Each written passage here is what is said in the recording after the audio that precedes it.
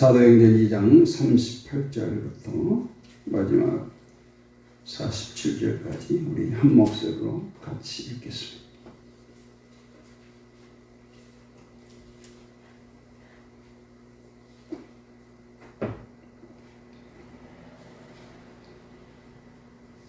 같이 읽습니다. 그들이 이 말을 듣고 사도행전 2장 38절부터 읽겠습니다. 베드로가 이르되 너희가 회개하여 각각 예수 그리스도의 이름으로 세례를 받고 주의 사함을 받으라. 그리하면 성령의 선물을 받으리니 이 약속은 너희와 너희 자녀와 모든 먼데 사람 곧 주 우리 하나님이 얼마든지 부르시는 자들에게 하신 것이라 하고 또 여러 말로 확증하며 권하여 이르되 너희가 이 패역한 세례에서 구원을 받으라 하니 그 말을 받은 사람들은 세례를 받음에 이날의 신도의 수가 3,000이나 더하더라. 그들이 사도의 가르침을 받아 서로 교제하고 떡을 떼며 오로지 기도하기를 힘쓰니라. 사람마다 두려워하는데 사도들로 말미암아 기사와 표적이 많이 나타나나니 믿는 사람이 다 함께 있어 모든 물건을 서로 통용하고 또 재산과 소유를 팔아 각 사람의 필요를 따라 나눠주며 날마다 마음을 같이하여 성전에 모이기를 힘쓰고 집에서 떡을 떼며 기쁨과 순전한 마음으로 음식을 먹고 하나님을 찬미하며 또 온 백성에게 칭송을 받으니 주께서 구원받는 사람을 날마다 더하게 하시니라. 아멘. 할렐루야. 우리 교회가 건강한 교회 되기를 원합니다. 우리 성도들이 건강한 성도 되기를 원합니다. 육신적으로도 건강하시고 영적으로도 건강하시고 오늘 초대교회 성도들처럼 많은 사람들에게 칭송받는 그런 성도 되기를 원합니다. 우리가 지금 읽는 개역개정 성경이 2009년도에 초판이 나왔을 겁니다. 중간에 중보판이 있었는데 최종적으로 초판이 나왔죠. 근데 개역개정 성경을 사용하고 또 새 찬송가를 사용하면서 아직도 사도신경을 또 주기도문을 바꾸지 않는 교회가 들어 있습니다. 저도 내동교회 와서 사도신경을 다시 외우고 주기도문을 외웠어요. 근데 연합 모임을 가면 이게 뒤죽박죽이에요. 옛날 거 하는 분들도 있고 새로 바뀐 것 하는 분들도 있고 그러다 보니까 하다 보면 저도 이리 갔다 저리 갔다 그러는 거예요. 우리 노회 그리고 총회에서는 공적인 모임에는 바뀐 개역 개정된 사도신경과 주기도문을 하자 이렇게 결정을 했습니다. 왜 목사님들이 성경 찬송을 바꿨으면서 주기도문 사도신경을 안 바꿀까 제가 곰곰이 생각해 봤어요. 왜 그럴까요? 우리 원래 목사님 왜 그랬을까요? 외우기가 힘들죠. 평생을 했던 거니까 한동안 이게 뒤죽박죽 섞여 나옵니다. 시루떡처럼 쌀가루 한 번, 콩가루 한 번 이렇게 나오듯이. 그러니까 그걸 바꾸기 싫은 거예요. 우리 성도들은 틀려도 괜찮아요. 목사님들은 마이크를 대고 하잖아요. 틀리면 큰일 나거든요. 그러니까 그렇게 해왔던 거죠. 근데 건강한 교회가 되기 위해서는 바꿀 건 바꿔야 돼요. 제가 요즘에 작고 강한 교회라는 칼 베이터스라고 하는 그 목사님이요 선교사의 유명한 그 교회 프로그램 강사가 쓴 책이에요. 그것을 보고 제가 충격을 받았어요. 보통 오래 목회하신 분은 30년, 40년, 50년을 합니다. 근데 30년 전, 40년 전, 50년 전 목회를 그대로 하고 있는 거예요. 세상이 얼마나 많이 바뀌었어요. 옛날에 전화하려면 어떻게 합니까?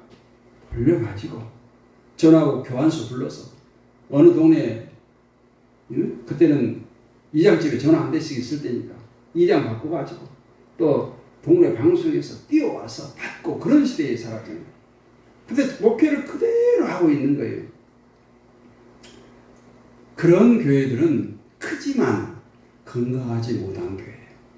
근데 대형 교회들은 어때요? 목사는 안 변해. 근데 보호교육자를 많이 쓰는 거예요. 수십 명, 수백 명을 써요. 현대에 맞는, 시대에 맞는, 세대 차이를 느끼지 않을 수 있는 새로운 감각을 가진 부교육자들을 많이 사역에 투입을 합니다. 그렇기 때문에 교회가 건강해지는 거죠. 세상에는 이런 교회가 있습니다. 작고 건강한 교회가 있어요. 그리고 작고 건강하지도 않는 교회가 있고, 또 크고 건강한 교회가 있습니다. 또 큰데 건강하지 않는 교회가 있어요. 여기 큰데 건강하지 않는 교회가 문제예요. 세상에 문제를 일으키는 거예요. 분란을 일으키는 거예요. 그래서 많은 사람들에게 손가락질을 당하는 교회가 큰데 건강하지 못한 교회예요. 중요한 것은 작고 건강한 교회는 반드시 성장한다는 거예요. 그래서 작은데 건강하지 않다. 아니, 작은 교회가 성장하지 않는다 하면 어딘가 건강하지 않다는 얘기입니다. 오늘 그 목사님이 한 얘기가 그래요. 그 침체하는 교회들에게, 정체에 있는 교회들에게 과감하게 새롭게 수정하라. 그리고 이제까지 해왔던 걸 다른 것으로 대체하라. 아니면 다 없애라. 우리가 집안 살림을 보면 몇 년 동안 쓰지 않는 것들 그대로 둬요. 저도 옷을 입는 것만 입지 잘 안 입습니다. 여러 가지. 근데 안 버려져요. 그러니까 어때요? 살림이 늘어나는 거. 아마 요즘에 이사하려면 5톤차 2대를 불러야 될 거예요. 세월이 흐르다 보니까 짐이 늘어납니다. 세계적인 바이러스 창고에 백신을 만들어내고 치료제를 개발하고 정말 세상 풍조를 따라갈 필요는 없지만 잘 적응하는 적응력을 키워야 됩니다. 정말 저는 급속도로 변해가는 세상 속에서 교회만 옛날 옛적 그대로 가만히 있어요. 조용합니다. 이런 교회는 병든 교회, 변화에 잘 대처하는 교회가 건강한 교회고 성장하는 교회고 부흥하는 교회가 될 줄 믿습니다. 제가 그래서 교회가를 오늘 또 얘기하는데 우리 사모가 또 이렇게 얘기한다고 좋은 말만 써놨다고. 아니에요. 1절, 2절, 3절, 4절을 보면 우리가 교회에 와서 초신자부터 차근차근 성장하고 자라고 제자가 되고 나중에는 결국은 복음을 들고 세상으로 나가서 교회를 부흥시키자는 내용이에요. 교회가 그렇잖아요. 교가가 그렇잖아요. 군가가 그렇잖아요. 힘을 얻게 하고 결단하게 하고 두주먹 불 끈지고 세상으로 나갈 수 있는 거예요. 그래서 어떤 유명한 사람이 쓴 글보다 제가 지은 이게 저도 성경을 읽다가 쓴 말이니까 좋은 말만 썼죠. 하나님 교회 세워지고 우리를 불러주신 그 은혜에 감사한 교회가 건강한 교회예요. 왜 아멘 안 해요? 제 말이 아니에요. 이거 성경 말씀에 나온 거예요. 성령의 권능을 받아서 주님의 제자의 삶을 사는 교회가 건강한 교회예요. 기쁠 때나 슬플 때나 찬송과 기도가 뜨거운 교회가 건강한 교회입니다. 이웃사랑 하나님 사랑으로 복음을 전하는 교회가 건강한 교회예요. 그리고 성령 충만 말씀 충만으로 무장해서 이제 세상으로 나가는 교회가 건강한 교회예요. 요한복음에 보면 예수님께서 보혜사 성령을 소개하시면서 성령을 받으라. 오늘 말씀에도 성령을 받을 때 저들이 크게 변화를 받습니다. 성령을 선물로 받았을 때 놀라운 부흥의 역사가 일어나요. 그래서 요한복음 10장 18절은 너희를 고아와 같이 버려두지 아니하리라 해놓고 20장 22절에서 뭐래요? 하시고 성령을 받으라 이렇게 말씀하셨습니다. 하나님도 하늘에 계시고 예수님이 이 땅에 오셨지만 왕노릇하지 아니하여 승천하셔버리고 이제는 우리를 보호해줄 성령을 선물로 받으라는 거예요. 하나님의 영이신 성령을 각 사람에게 보내셔서 우리를 고아처럼 버려두지 않으시겠다 하는 약속입니다. 오늘 우리가 읽은 42절은 건강한 교회, 이 공동체가 어떠한 것인가를 잘 보여주고 있어요. 첫째는 사도의 가르침을 받고, 두 번째는 서로 교제하고, 세 번째는 오로지 기도하는 공동체가 되어야 건강한 교회예요. 참다운 교회의 모습입니다. 우리 따라서 합니다. 사도의 가르침을 받고 서로 교제하고 오로지 기도하는 공동체. 이것이 우리 내동교회가 되기를 원합니다. 이것이 바로 건강한 교회. 크든 작든 중요한 것이 아니에요. 하나님의 역사가 일어나는 교회, 복음이 전파되어지는 교회, 이 교회가 참다운 교회의 모습입니다. 그럼 오늘 첫째, 사도들의 가르침을 받아 서로 교제하는 교회에 대해서 말씀을 드립니다. 코이노니아라고 해요. 우리가 세상에서 친구들과 모이는, 요즘에 흔히 말하는 동호회는 아니에요. 반드시 하나님이 함께 하셔야 돼요. 성령님의 임재가 있어야 돼요. 그래서 우리 성도의 교제가 요즘 많이 없잖아요. 예배 시간은 사실상 우리가 예배 순서에서 성도의 교제를 넣어놓고 서로 인사를 할 정도지 특별한 교제를 할 수가 없어요. 저 성도가 어떤 아픔을 갖고 있는가, 저 성도가 근황이 요즘 어떤가 몰라요. 특히 우리가 오전 예배 드리고 오후 예배를 드리면 그 사이에 많은 대화를 할 수가 있지만은 지금 그렇게 하지 못하지 않습니까? 그래서 성도의 귀한 교제가 있는 것이 바로 교회예요. 같이 식사하고 이야기하고 같이 야유회도 하고 같이 아름다운 교제를 나누는 것이죠. 세상 사람들과도 전도를 위해서 교제를 해야지 세상 사람들과 교제하는 것을 어떤 나의 쾌락을 위해서 나의 유익을 위해서 교제하는 건 아무 쓸모가 없습니다. 특별히 우리의 믿는 사람들과의 교제가 더 중요합니다. 믿는 사람들에게 더 잘 대해줘야 돼요. 우리가 보면 자세히 보면은 우리 크리스찬들이 믿지 않는 사람들에게 좀 잘해줘 그나마. 근데 믿는 사람끼리는 서로 상처 줄 일들을 너무 많이 행하는 거예요. 친하다는 핑계로, 믿음이 있다는 핑계로. 그러면 절대 안 됩니다. 성도들, 믿음의 형제 자매들 간에 더 아껴주고 더 아픔을 껴안아주고 문제가 있을 때 그것을 여기저기 전파하고 흉보고 헐뜯는 것이 아니라 그것을 붙들고 함께 중보하고 기도하는 것, 그것이 바로 아름다운 성도의 교제고 건강한 교회의 모습인 줄로 믿습니다. 갈라디아 6장 10절에 보면 그러므로 우리는 기회에 있는 대로 모든 이에게 착한 일을 하되 더욱 믿음의 가정들에게 할지니라 했어요. 우리가 착한 일하고 선을 하고 사랑을 베풀지만 더 할 것은 우리 믿음의 가정들에게 더 하라는 말씀입니다. 꼭 기억하시기 원합니다. 오늘 42절 말씀처럼 교제를 하고 떡을 뗀다고 합니다. 지금 코로나로 어렵지만 식탁의 교제가 참 중요한 것 같아요. 같이 식사를 해보면 그 사람을 말을 통해서 아는 것과 전혀 다른 모습을 알 수가 있어요. 그리고 아름다운 교제 가운데 사도의 가르침을 받아야 된다는 거예요. 이 교제를 그냥 끼리끼리 하지 말라는 거예요. 교회 안에 끼리끼리 모이는 게 제일 무서운 거예요. 이처럼 교회는 세상 종교처럼 자기 내부로부터 참성과 묵상만을 통해서 이루어진 게 아니라 이 성도의 교제, 코이노니아, 성령이 함께 하시는 이 교제를 통해서 서로가 뭐예요? 버팀목이 되는 거예요. 사람 인체의 모습처럼 지지자가 되는 거예요. 헐면 안 돼요. 지지를 해줘야 돼요. 받쳐줘야 돼요. 힘이 되어줘야 됩니다. 그리고 그와 같은 사도들에게 주신 고백을 통해서 그리고 그들을 통해서 주신 말씀을 통해서 교회는 세워져가는 거예요.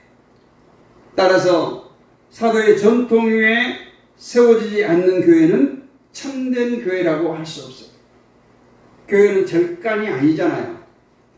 아무리 건물이 화려해도 이 사도의 전통 말씀의 오늘 반석 위에 세워지지 아니하면 아무 쓸모가 없습니다.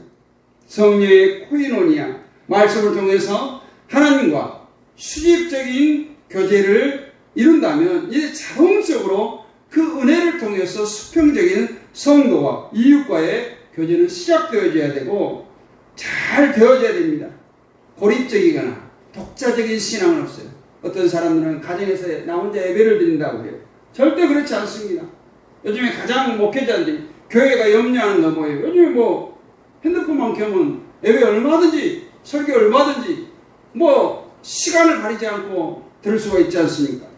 그러나 우리가 모여서 함께 교제하고 우리가 함께 아픔을 나누고 이 수평적 교제, 성도와의 교제, 하나님과의 수직적 교제가 없으면 교회는 절대 건강할 수가 없어요.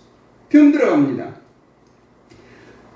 두 번째로 교회는 기도하는 것이, 우리 표지석에도 이 교회는 만민이 기도하는 집이다 이렇게 되어 있습니다. 아무리 기도는 강조해도 지나치지 않아요.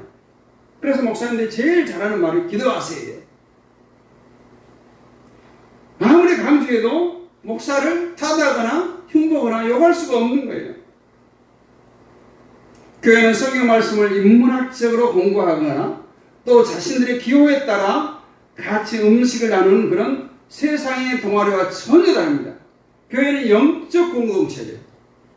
우리가 비록 육신의 모습으로 서로 또 육신의 눈으로 보고 이렇게 교제를 나누지만 영적 공동체라는 거예요. 그래서 성도는 기도하지 않으면 호흡은 끊어지고 죽게 돼 있어요. 하늘과 소통하고 또 사도들로부터 전수받은 말씀을 자신의 삶에 새기는 작업이 필요하는데 그것이 바로 기도예요. 내가 기도해야 돼요. 내가. 물론 누군가를 통해서 우리가 중보기도를 부탁하기도 하지만 내가 기도하지 않으면 안 돼요. 제가 가끔 보면은 기도를 부탁해놓고 본인 자신은 기도 안 하는 경우를 참 많이 봅니다.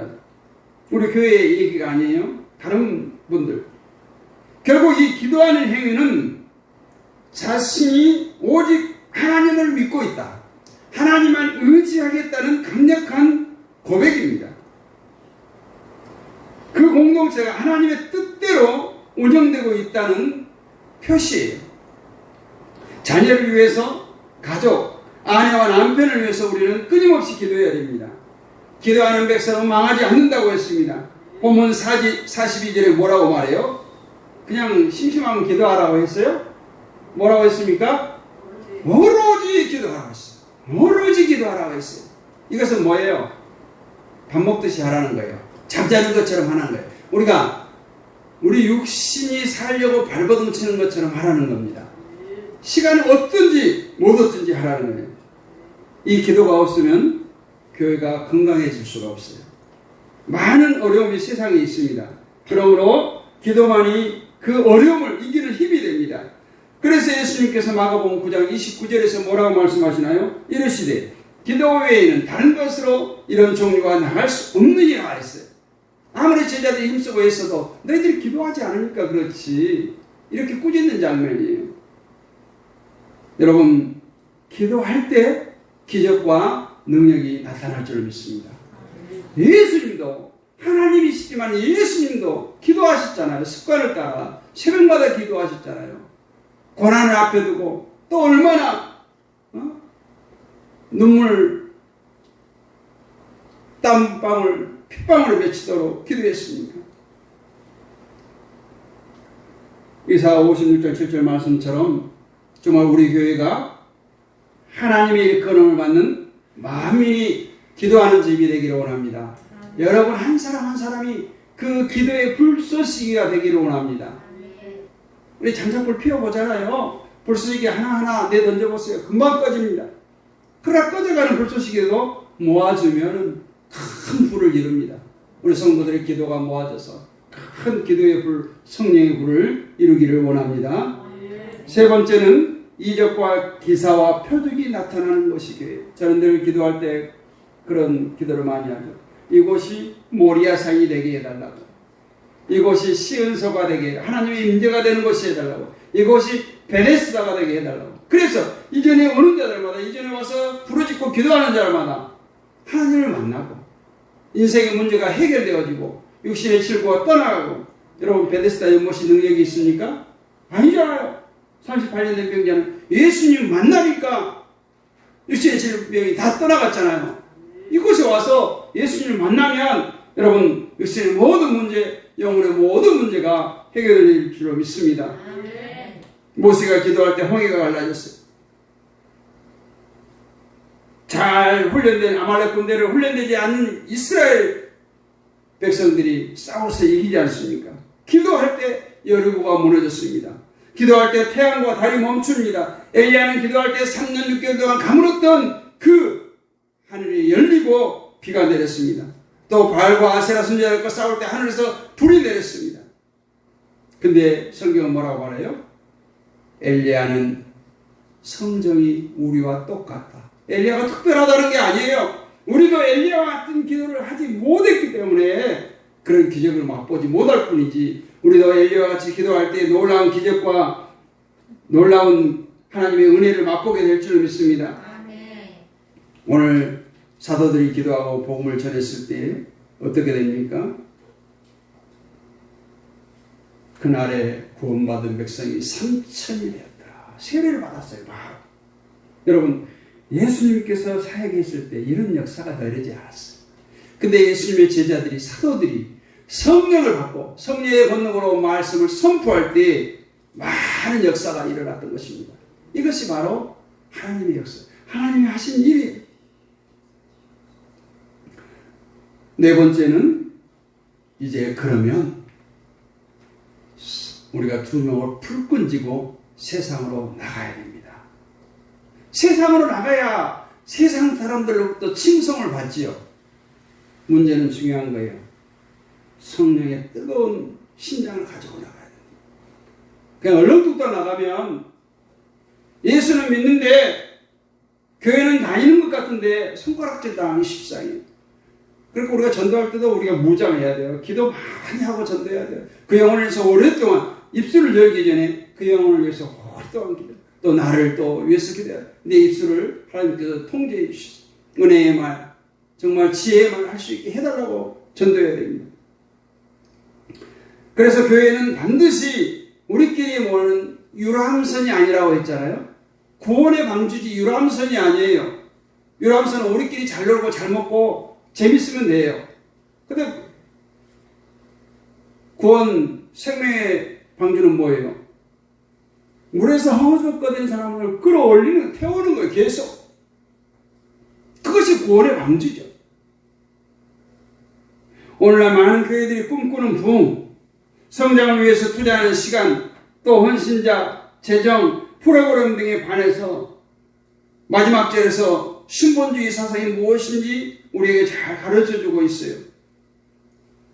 그렇게 다 했는데 결과적으로 구원받은 사람을 날마다 더하게 하시는 분은 바로 주님이시라는 거예요.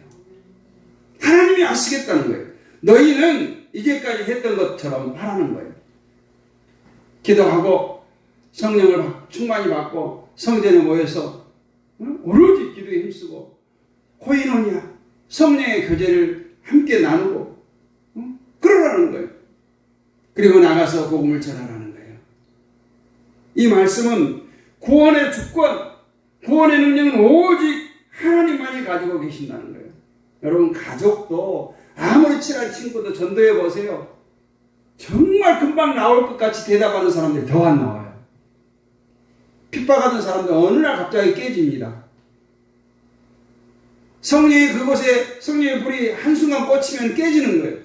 근데 그냥 금방 나올 것처럼, 이 주변에 제가 인사하면서 나오라고 하면 뭐 안 나가도 다 안다는데, 뭐 교회가 가까이 있어서 너무 좋다는 거예요. 교회는 수수에 들어간 차량과 같아요. 우리 성도들이 그래요. 차가 주유소에 들어가서 기름을 가득 채우잖아요. 그럼 뭐예요? 거기 장기 주차합니까? 빨리 나와 운행해야죠. 우리가 은혜 받고 우리가 성령이 충만했으면 이제 세상 가운데 빛의 자녀로 살아가야 됩니다.